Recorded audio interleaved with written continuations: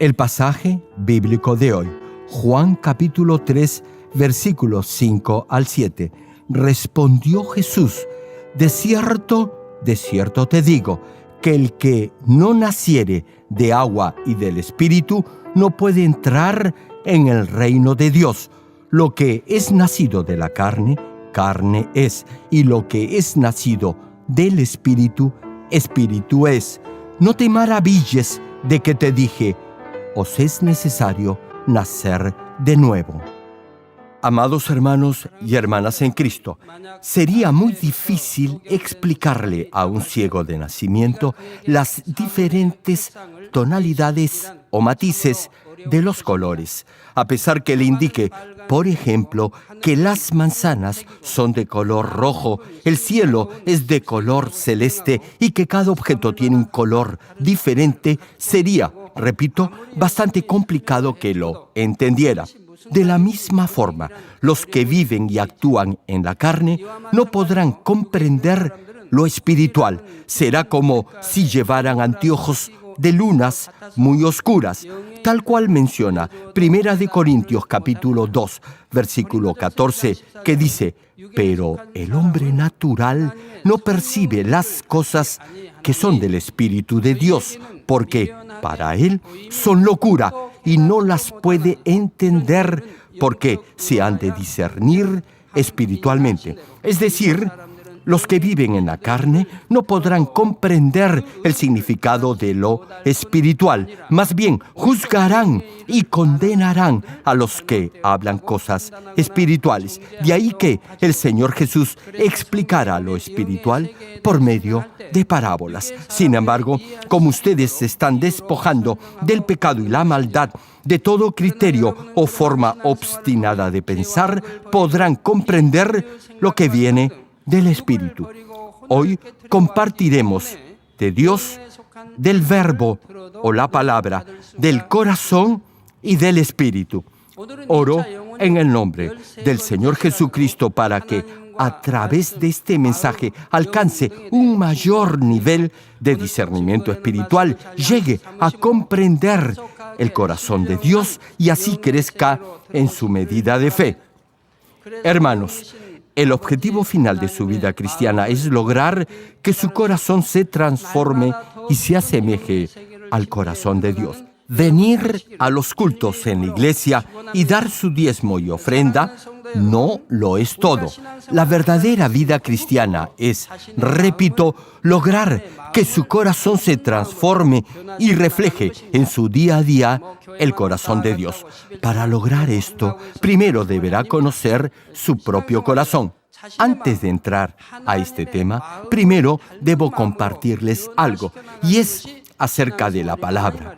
El conocimiento de espíritu que Dios puso en Adán es la palabra, y el compendio de esta palabra quedó registrado en la Biblia. La mayoría piensa que la palabra son los escritos, libros o epístolas reunidas en la Biblia y que son la verdad absoluta. No obstante, cuando lee la Biblia, hay varias expresiones que hacen referencia a la palabra. Está escrito que la palabra o el verbo era Dios y que esa palabra o verbo se hizo carne y vivió entre nosotros. Al leer estas expresiones, podrá sentir que la palabra no solo se limita a lo escrito en la Biblia, sino que hay un significado espiritual mucho más profundo y amplio. Ahora bien, ¿qué significa entonces la palabra o el verbo?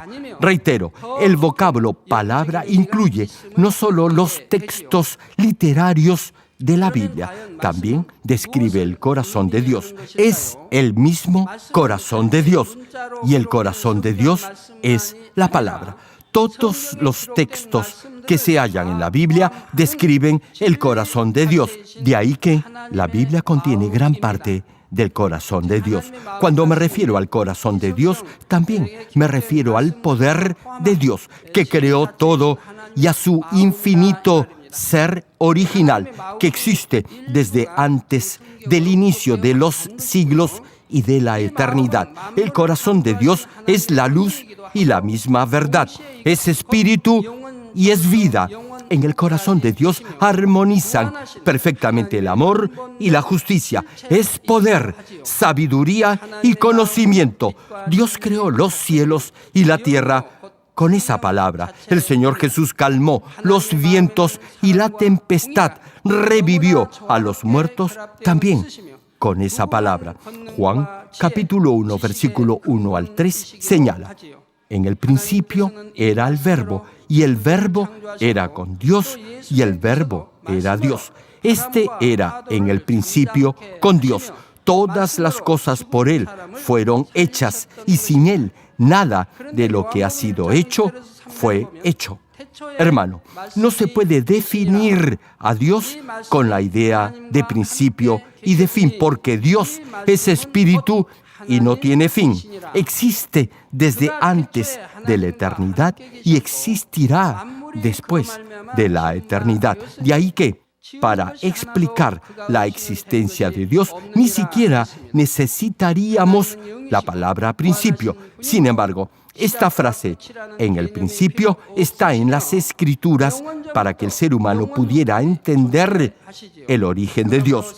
Es porque el hombre tiene en su cerebro o alma una estructura mental o un sistema de razonamiento lineal lleno de argumentos, y solo podrá comprender la existencia de algo o de alguien si tiene la idea de principio y de fin.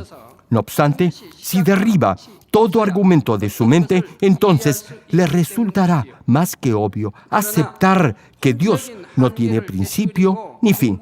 Ahora bien, si hubiese habido un principio de todo, pregunto, ¿qué hubo antes de ese principio? Si Dios tiene un principio, eso querría decir que ha habido algo antes de eso, y antes de eso también debe haber habido algo. Por eso resulta más bien insólito pensar que Dios, el creador de todo, tenga un inicio o principio. Génesis capítulo 1, versículo 1 señala: en el principio creó Dios los cielos y la tierra. Ahora bien, este principio al que alude el pasaje es diferente al principio que se menciona en el Evangelio de Juan. El principio al que se refiere Génesis capítulo 1 no es el principio antes de la eternidad, sino el momento que marca el inicio de la creación de Dios. Sin embargo, Juan capítulo 1, versículo 1 al 3 menciona: en el principio era el Verbo, y el Verbo era con Dios. En otras palabras, el Verbo o la palabra es el corazón de Dios. No obstante, el versículo pareciera indicar que el Verbo y Dios son dos seres diferentes. Sin embargo, lo que sigue en este mismo pasaje lo aclara: y el Verbo era Dios. Es decir, el Verbo y Dios son uno. Además, el versículo no dice que en el principio era Dios, sino que en el principio era el Verbo. De ahí que se puede inferir que el Verbo, es decir, la palabra, existía antes que Dios. Les doy un ejemplo para hacerlo más claro. A ver, ¿qué es primero, su imagen o su nombre? ¿Qué me responde? ¿Qué cosa es primero, su imagen o su nombre? Primero es su imagen, es decir, lo visible. Luego viene el nombre, pero ambos son uno. Por ejemplo, yo tengo una imagen o una figura. Esa imagen tiene un nombre, y ese nombre es Reverendo Jeroclin. No obstante, ambos, la figura y el nombre, corresponden a una misma persona, al Reverendo Jeroclin. Son uno. Digan amén si me están siguiendo. De igual forma, podemos inferir que el Verbo o la palabra existió antes que Dios, porque la Escritura recalca que en el principio era el Verbo. En resumen, Dios y el Verbo son uno. Sin embargo, si queremos ser más puntuales, el Verbo es anterior a Dios. Si ha escuchado la serie de prédicas sobre el libro de Génesis, le será más fácil comprender lo que estoy compartiendo. Cuando Dios existió solo al principio, no tenía imagen ni tampoco se le llamaba Dios tal cual lo hacemos ahora. Dios es un título, no un nombre. En todo el universo, el corazón de Dios, esto es, el verbo o la palabra, existía como luz y sonido.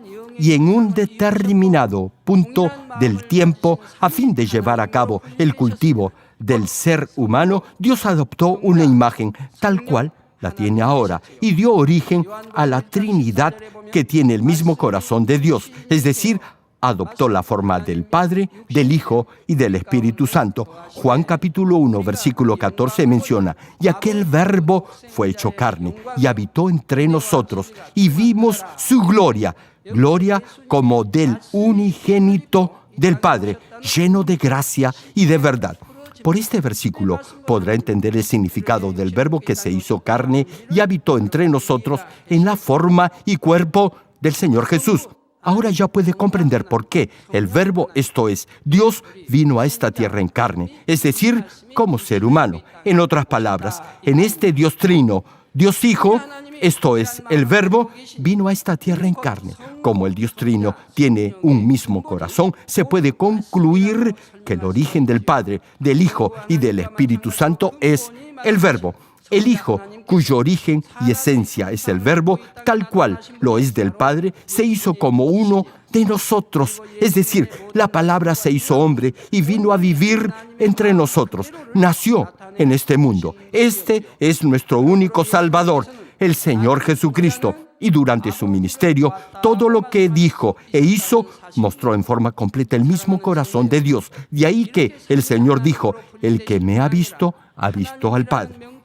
Hermanos y hermanas en Cristo, no fue hasta que Dios planeó el cultivo del ser humano que dio origen a la Trinidad y, en ese momento, adoptó y asumió el título de Dios Padre. Antes de eso, Dios existía solo y no había necesidad de diferenciarlo de alguien más. No requería de nombre ni de título.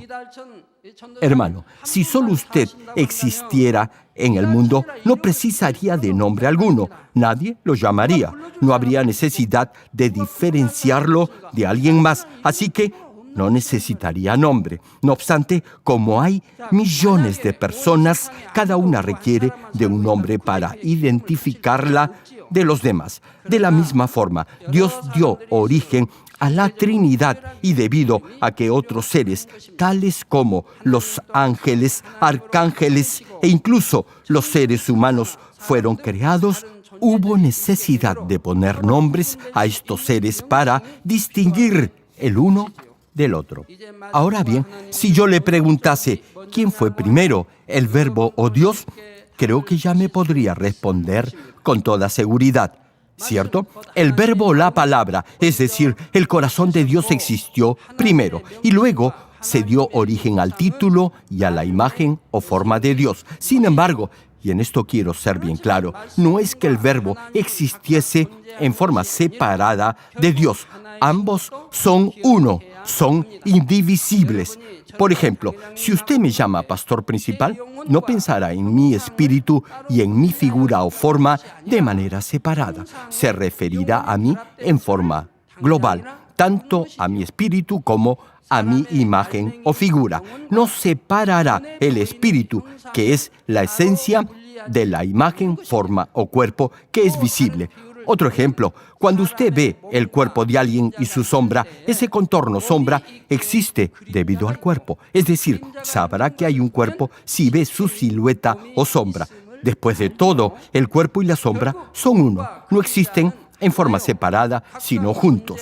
No obstante, si tuviéramos que priorizar, el cuerpo sería lo primero. La sombra no existiría sin el cuerpo. Sin embargo, como hay un cuerpo, hay una sombra. Van juntos, forman una unidad. De igual manera, la palabra o el verbo es antes que Dios. No obstante, el verbo y Dios son uno.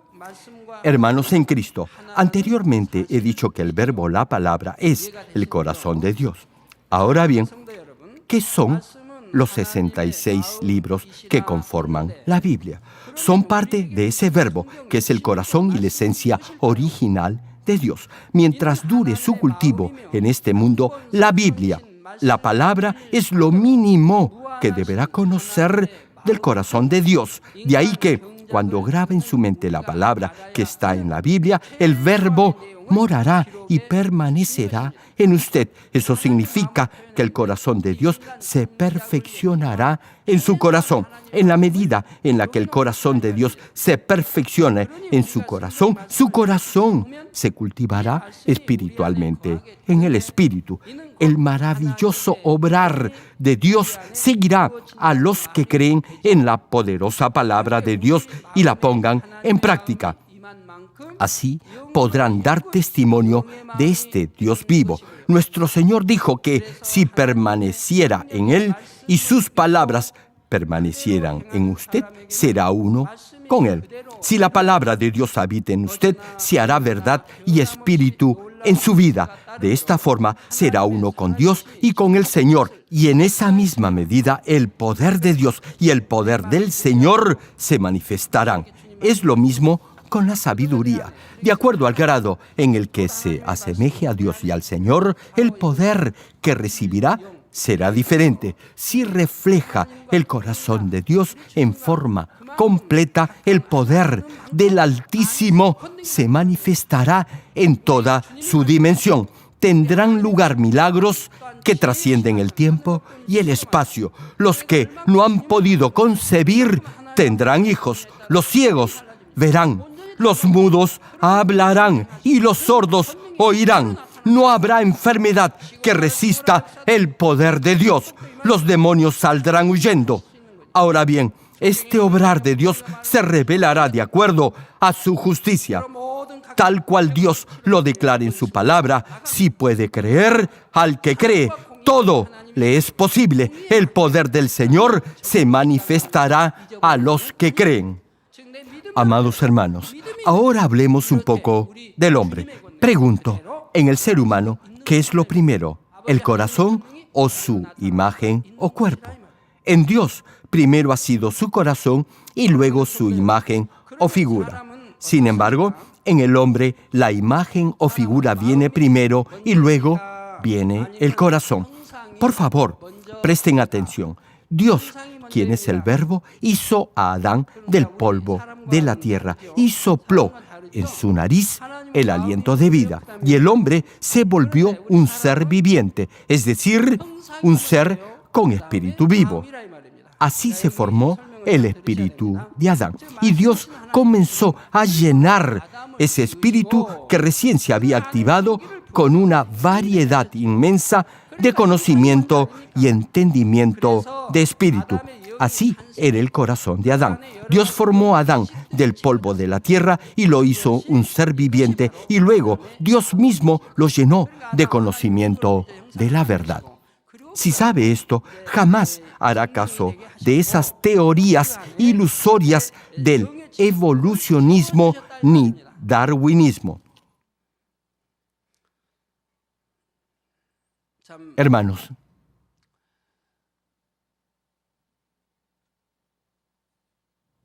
¿alguna vez han escuchado a la gente discutir qué cosa fue primero, si el huevo o la gallina? Generalmente no llegan a conclusión alguna. Los que afirman que primero fue el huevo dicen que si no hubiera habido huevo, no podría haber nacido el polluelo que luego se convertiría en gallina. Sin embargo, los que piensan lo contrario aseveran que no podría haber huevo si primero no hubiera existido la gallina para ponerlo. A ver, entonces, ¿quién tiene la razón? ¿Quién gana? Nadie gana en este debate. Le pregunto, ¿qué es primero? ¿El huevo o la gallina? Claro, es la gallina. Por este simple ejemplo, la teoría del darwinismo queda invalidada. ¿Acaso primero se formó la cáscara del huevo, luego la clara, después la yema y, al final, todo eso evolucionó por arte de magia para convertirse en un polluelo? Hermano, Dios creó a todos los seres vivos de acuerdo a su especie y clase e hizo que la gallina pusiera huevos para multiplicar su especie. Es lo mismo con los seres humanos. ¿Qué fue primero, el hombre o el embrión? Debe haber habido alguien quien procree al bebé. No obstante, los evolucionistas o darwinistas afirman que el mono vino primero y que luego evolucionó, no saben cómo, hasta llegar a ser un ser humano. Bueno, como les decía, en lo que se refiere a Dios, primero fue el verbo o la palabra, mientras que en el caso del ser humano, primero fue la imagen o figura y luego se formó el corazón. Hermanos y hermanas en Cristo, a partir de ahora veremos más en detalle el corazón del hombre. De acuerdo al diccionario, el corazón, aparte de ser el órgano principal del aparato circulatorio, es la sede de la sensibilidad afectiva, de los sentimientos, en especial de la bondad y del amor. Esta es la definición lingüística o gramatical del vocablo.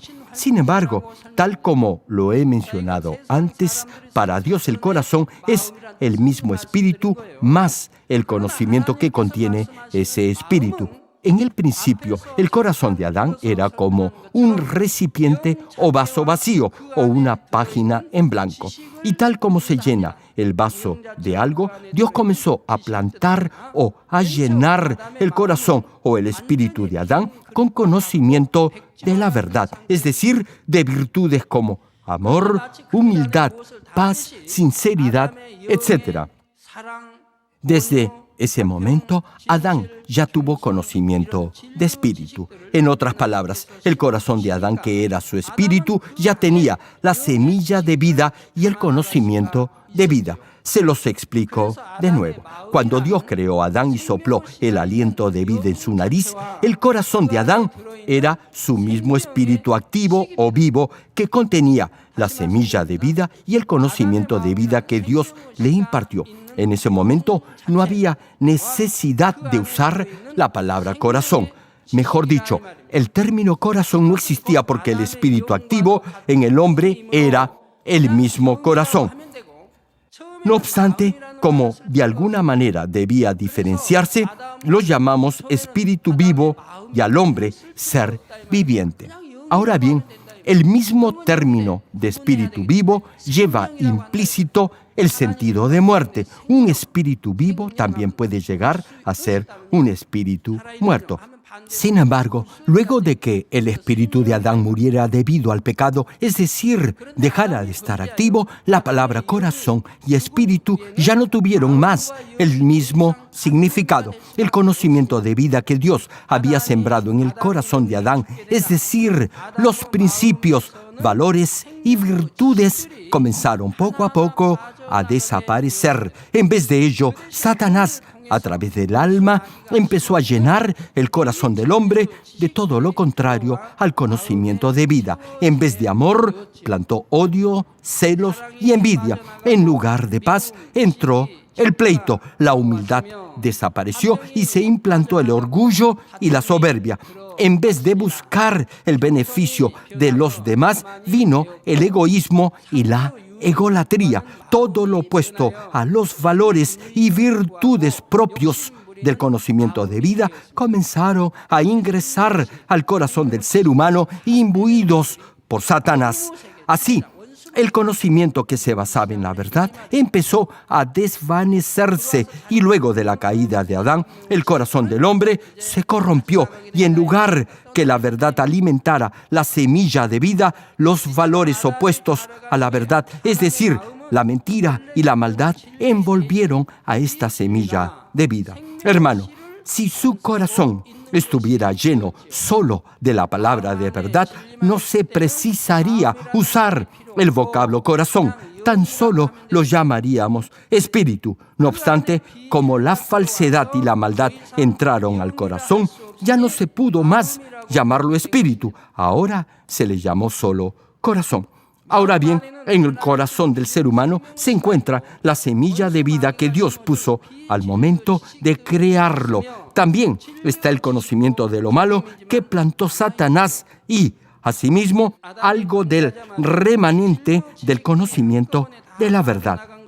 No es que todo el conocimiento de lo bueno desapareciera completamente luego que Adán pecara. Más bien, con el paso del tiempo, la verdad, esto es, los principios de integridad y de bondad, comenzaron a diluirse en la medida en la que el conocimiento de lo malo fue entrando en el corazón del ser humano. Les voy a dar un ejemplo descriptivo para hacerlo más claro. Digamos que el corazón malo es un corazón sucio y el corazón de verdad es uno puro y limpio. Ahora bien, en un momento determinado, este corazón limpio comenzó a mancharse de suciedad. Ya no está totalmente limpio, sino que ahora ese corazón es una mezcla del corazón puro con el corazón sucio. Hermanos, la mayoría de las personas tienen maldad en su corazón. Sin embargo, debido a ese remanente o residuo de principios buenos que quedaron del conocimiento de la verdad, podrán accionar en ciertas circunstancias de forma buena o bondadosa. No obstante, como ese residuo de verdad es minúsculo y debido a que día a día el pecado se hará cada vez más evidente, la maldad aumentará más cuanto más cerca esté el retorno de nuestro Señor. Ahora bien, a pesar que cierto grado del conocimiento de lo bueno o de la verdad permanece en el corazón de uno, eso no quiere decir que su espíritu esté activo o vivo. Por ejemplo, digamos que cortamos algunas flores de su tallo y las ponemos en un florero. Algunas de ellas se marchitarán rápido, mientras que otras durarán más de una semana o incluso más. Una pregunta: ¿esas flores están vivas o muertas? Tienen aroma y lucen frescas. Sin embargo, como han sido arrancadas de su raíz, que es su fuente de vida, ya están muertas. ¿Acaso las flores que están en el altar están vivas o no? Estas sí, porque tienen raíz. Ahora bien, las flores con las que se decoran los arreglos florales, ¿están vivas o no? No tienen vida porque no tienen raíz. Aún así, tienen fragancia y se ven hermosas. Pero, ¿por qué decimos que no tienen vida? Podrá verlo en un par de días. Ya estarán marchitas y muertas, y el aroma también desaparecerá. Y luego de una semana, nada quedará. Como ya están desconectadas de la fuente de vida, a pesar que parezcan vivas, de hecho, ya estarán muertas. De la misma manera, en el momento que Adán pecó, el espíritu del ser humano, al estar desconectado de Dios, quien es la fuente de vida, murió, es decir, dejó de estar activo. Ya no recibió más el conocimiento de vida de parte de Dios, y a pesar que quedó algún residuo de ese conocimiento, al final desapareció completamente. Satanás continuó plantando maldad y falsedad en el ser humano a fin de ensuciar totalmente su corazón. Un ejemplo: si alguien que tiene bondad en su corazón ve o escucha algo enternecedor, llorará de emoción. No obstante, otros no derramarán ni una sola lágrima. Es simple, ¿verdad? El que tiene un buen corazón se conmoverá al ver cosas buenas. Sin embargo, el que no tiene un buen corazón no lo hará. Su corazón no se inmutará porque no sentirá compasión. Antes, creo, en los años 60, se hicieron muchas películas tristes, melodramas trágicos. Y mientras más lloraba el público, decían que mejor era la película. Hoy en día creo que nadie lloraría al ver esas cintas. Y es que antaño la gente tenía un corazón más sensible. No era tanta la maldad.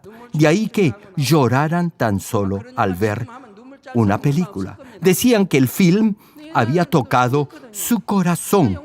Pero hoy en día nadie va a ver esas películas.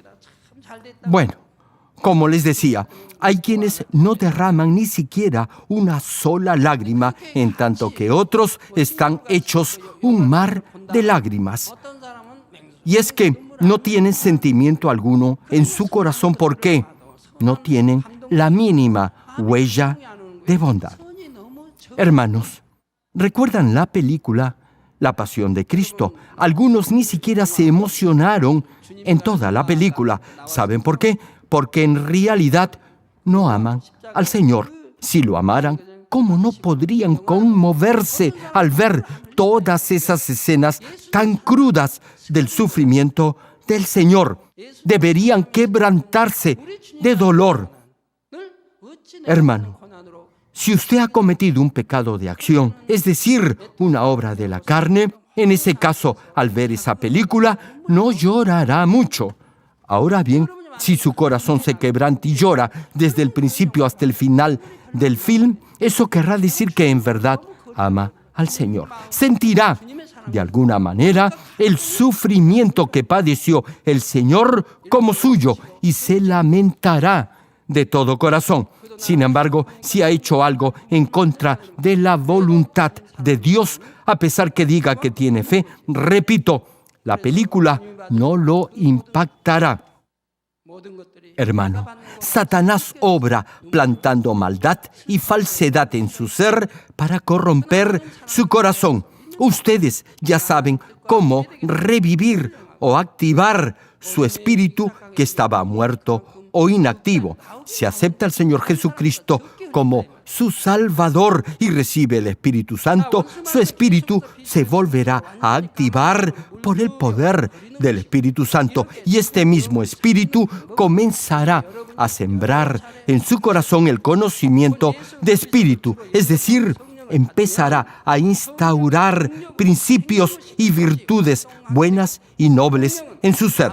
Y en la medida en que continúe su vida cristiana, su corazón, que ha estado manchado por el pecado desde la desobediencia de Adán, comenzará a cambiar hasta llegar a ser un corazón puro y santo. La suciedad y maldad desaparecerán en el grado en el que ore y resista la tentación y el pecado hasta el máximo. En la medida en que practique la palabra de Dios, acepte y asimile el conocimiento de espíritu y los principios o virtudes que provienen de la verdad, tales como amor, bondad, sinceridad, humildad, integridad, etc., su corazón se purificará. Y si continúa haciéndolo, al final ya no quedará mancha ni suciedad en su corazón. Este es el proceso de santificación. Deberá luchar contra el pecado y la maldad hasta derramar sangre a fin de llegar al nivel del Espíritu. Entonces su corazón será blanco y puro. Hermano, ¿por qué no hace este experimento? Al regresar a casa, ponga agua sucia en un recipiente y agréguele agua limpia. Si sigue vertiendo agua limpia, el agua se rebalsará. Y luego de unos minutos o segundos, toda el agua que quede en el envase será agua limpia. Si no me cree, por favor, inténtelo usted mismo y verá. Si prosigue echando agua limpia en el recipiente, toda el agua cambiará y quedará solo agua limpia. Es lo mismo con el corazón. Si en forma constante oye la palabra de vida, la graba en su corazón y mente y ora con fervor, esa parte negativa y de maldad que aún hay en su ser saldrá definitivamente. Su corazón se purificará y llegará a la plenitud del Espíritu. Tal vez algunos se pregunten por qué, a pesar de haber escuchado la palabra de vida en forma continua, aún hay maldad e impurezas en su corazón. ¿Por qué todavía siente envidia, celos, malas emociones, odio, lujuria, etcétera? Siguiendo con el mismo ejemplo, vierta agua limpia en un recipiente lleno de agua sucia, pero al mismo tiempo continúe echando agua sucia. Entonces, no importa si sigue vertiendo agua limpia por un mes, un año o 100 años. El agua continuará estando sucia. Como esa agua turbia continuará entrando en el recipiente, el agua seguirá estando sucia. ¿Qué quiero decir con esto? Usted se está esforzando al máximo por despojarse de todo pecado. Sin embargo, mientras lo está haciendo, también está aceptando por sus ojos la lujuria, los deseos de la carne y el orgullo de lo que tiene.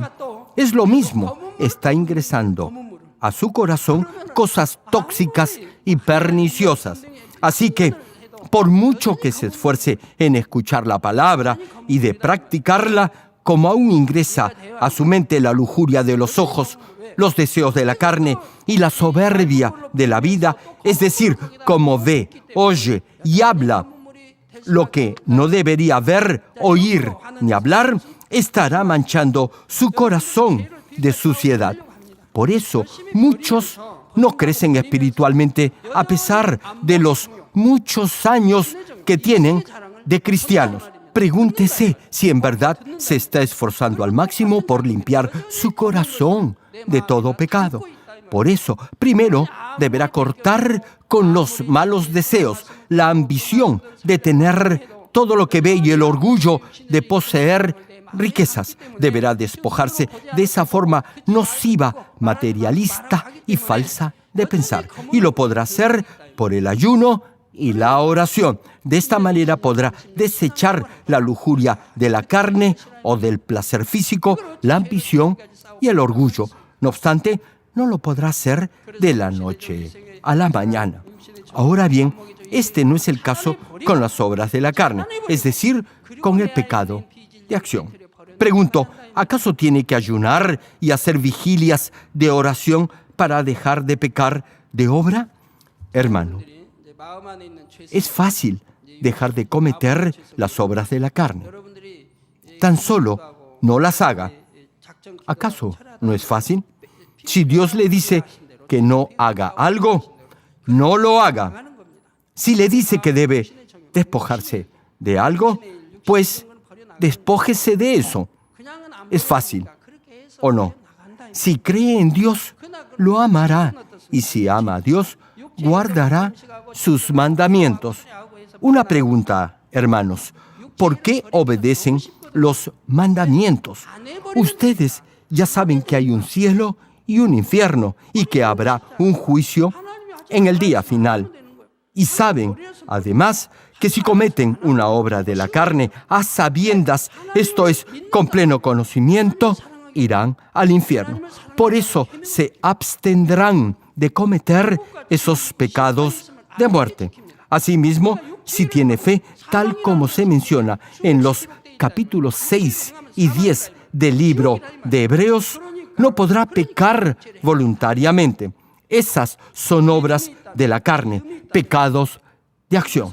Sin embargo, al inicio de su vida cristiana, es decir, en el primer o en el segundo nivel de fe, podrá cometer las obras de la carne.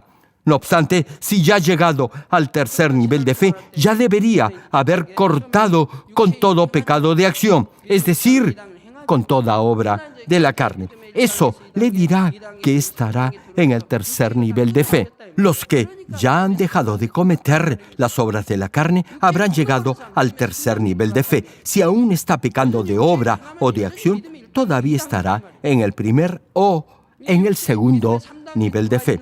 Ahora bien, si comete alguna obra de la carne estando en el tercer nivel de fe, tendrá un gran problema con Dios.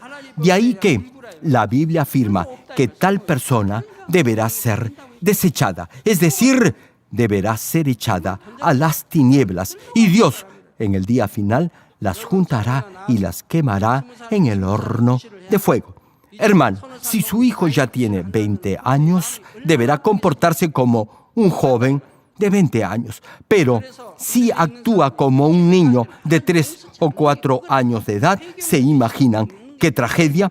Es lo mismo en el plano espiritual. Si aquellos que tienen fe cometen una obra de la carne de muerte, Dios no los podrá perdonar. No podrán recibir el espíritu de arrepentimiento. No estoy hablando de los que aún están en el primer o en el segundo nivel de fe. Ellos todavía pecan. Están en el proceso de despojarse del pecado de obra. No obstante, si los que ya han alcanzado el tercer nivel de fe cometen los mismos pecados que cometen los que aún están en el primer o en el segundo nivel de fe, es decir, cometen las obras de la carne, será muy difícil que sean salvos. Hermano, si tiene fe y ha alcanzado el tercer nivel de fe, o si sirve a tiempo completo en la iglesia, se supone que debe amar a Dios. Y si ama a Dios, deberá guardar sus mandamientos. No hará algo que lo pueda llevar al infierno. Deberá cortar con toda obra de la carne, es decir, con todo pecado de acción. Y a partir de ahí, empezar a luchar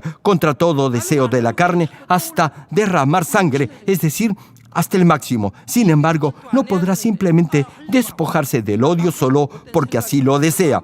Ahora bien, si tiene cierto nivel de fe, podrá dejar de pecar de acción. Esto es, si se lo propone, podrá dejar de cometer las obras de la carne. No obstante, no será lo mismo en el caso de los deseos de la carne, vale decir, de su naturaleza pecaminosa. Por ejemplo, a pesar que no desee sentir odio, aún así lo sentirá. Aunque no quiera cometer adulterio, le vendrán a la mente pensamientos de lujuria. A pesar que no desee tener celos ni sentir envidia de otros, le vendrán malos pensamientos a su mente. Por eso deberá luchar contra esos deseos o sentimientos hasta el máximo, esto es, hasta derramar sangre. Ahora bien, hay una forma fácil de hacerlo.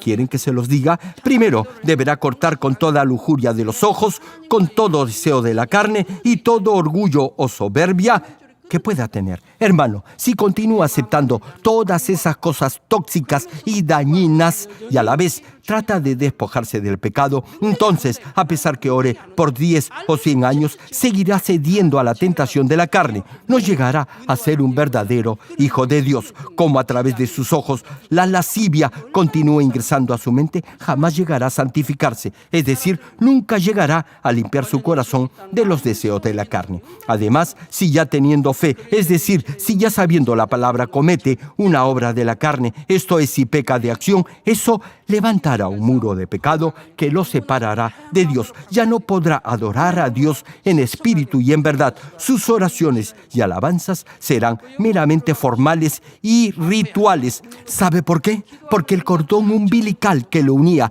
espiritualmente a Dios se habrá roto. Ya no tendrá dominio sobre sí mismo y deseará cada vez más todo lo carnal. No tendrá fuerzas para resistir la tentación. Como ha pecado voluntariamente sabiendo lo que hacía, eso lo separará de Dios. La gracia ni la fortaleza de Dios lo podrán ayudar. Hermano, realmente es algo trágico y dramático cuando alguien peca sabiendo que hay un cielo y un infierno. Por eso, siempre insisto que deben cortar con los malos deseos, con la ambición de tener todo lo que ve y con ese sentimiento de orgullo de creerse superior a los demás. Ahora bien, si continúa resistiendo y luchando contra el pecado hasta derramar sangre, su corazón podrá cambiar. Se volverá más blanco que la blanca lana y llegará rápido a la plenitud del Espíritu.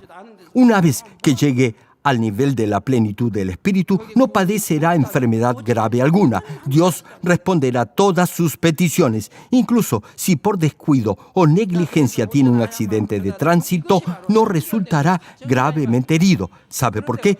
Porque usted estará protegido dentro del espacio espiritual de Dios. Ya han escuchado muchos testimonios de esto. Ahora bien, no crea que porque Dios lo ha protegido de un accidente, usted ya habrá alcanzado el nivel del Espíritu completo. En tanto ande en la palabra, obedezca los mandamientos de Dios y esté bajo la cobertura de su pastor y de su iglesia, Dios lo protegerá. Por eso es una gran bendición vivir una recta y correcta vida cristiana en una iglesia donde Dios manifiesta su presencia y su poder.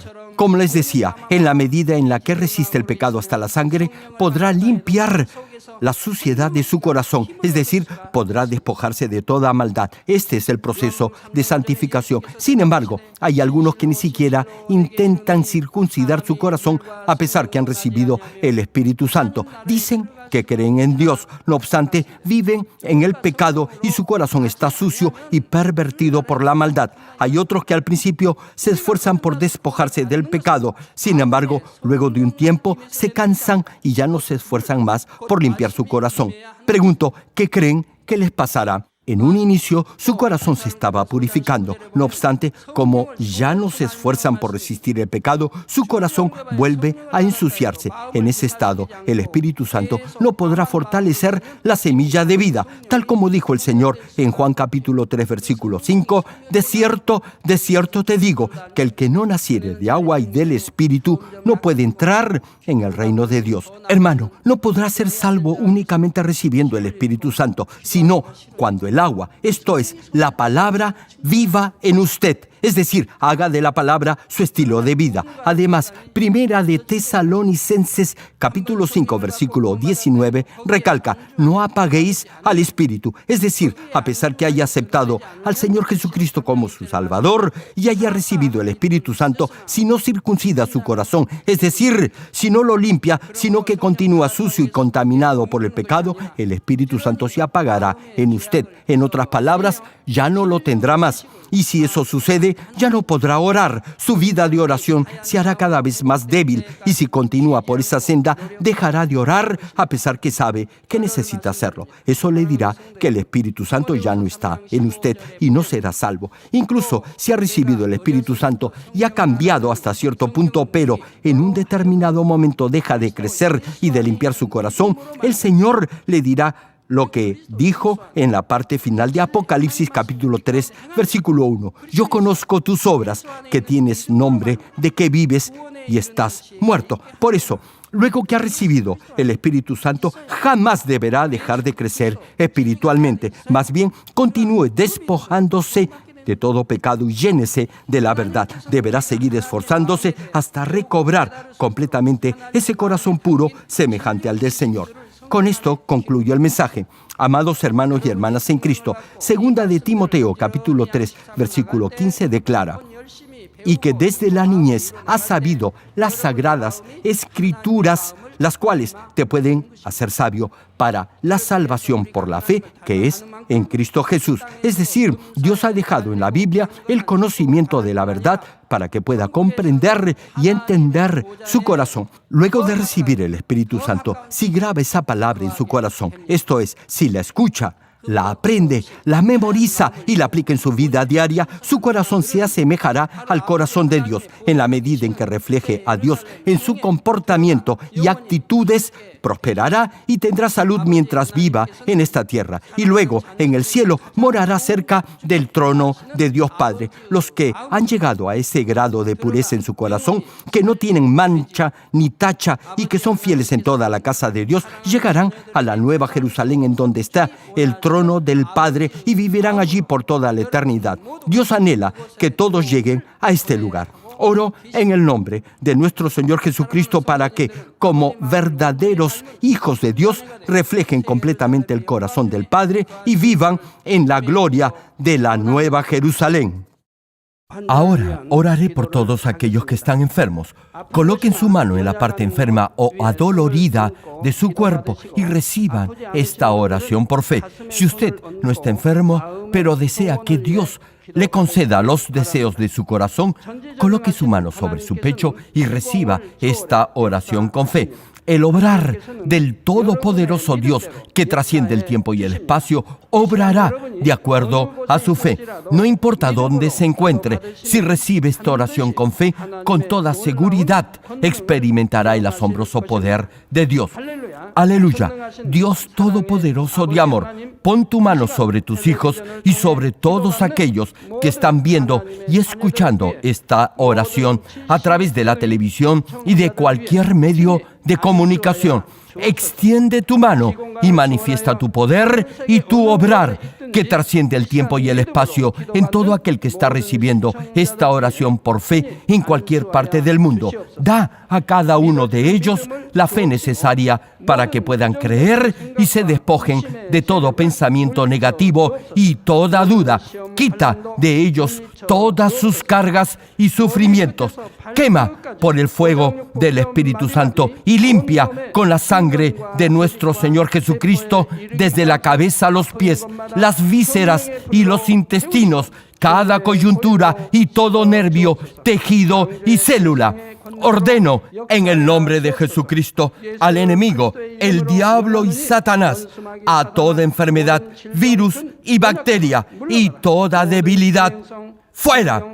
Toda enfermedad contagiosa, fuera. Quema con el fuego del Espíritu Santo toda enfermedad terminal, hipertensión, diabetes, enfermedades de la piel e inflamación, fuera. En el nombre del Señor Jesucristo, sana todo tipo de cáncer gástrico, cáncer al pulmón, al útero, a la próstata, cáncer intestinal, cáncer a la piel, sida, leucemia, apoplejía cerebral, enfermedades cardiovasculares, pulmonares y todo tipo de dolencias y enfermedades que afectan a la mujer. Quema con el fuego del Espíritu Santo toda polio, parálisis, artritis y hernia a los discos de la columna. Que todo dolor, lumbago, dolor de cabeza y todo tipo de neuralgia desaparezca. Sana todo tipo de resfrío, gripe, fatiga y enfermedad a la tiroides, epilepsia, autismo, depresión, crisis de nervios y todo tipo de enfermedades mentales, fuera. Pon paz y gozo en los corazones de tus hijos.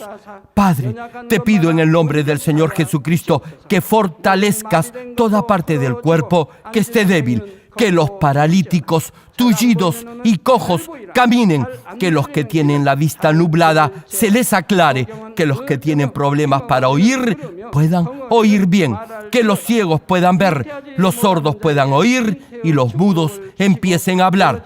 Padre, bendice a aquellos que no pueden tener hijos, restaura los huesos fracturados y haz perfecta y nueva toda parte quemada de los cuerpos. Libera con el fuego del Espíritu Santo a los que son adictos a alguna droga o narcótico. Revive los nervios y las células muertas. Que toda oscuridad, tinieblas y todo espíritu maligno salga de la vida de tus hijos.